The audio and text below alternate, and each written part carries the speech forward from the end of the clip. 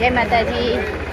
તો આજે અમે પિંજરાપુરમાં આવ્યા છીએ રામપુરા અને અમારી ભત્રીજીનો બર્થડે છે અને ગૌ સેવા માટે આ ગાય માતાને ચાર નાખવા આવ્યા છીએ।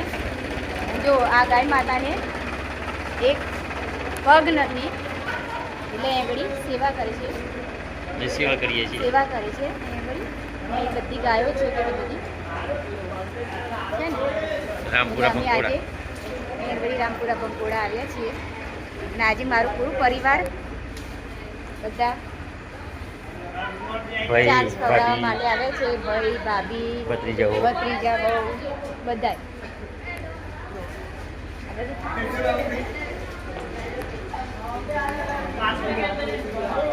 છે ને બધા છે। જય માતા।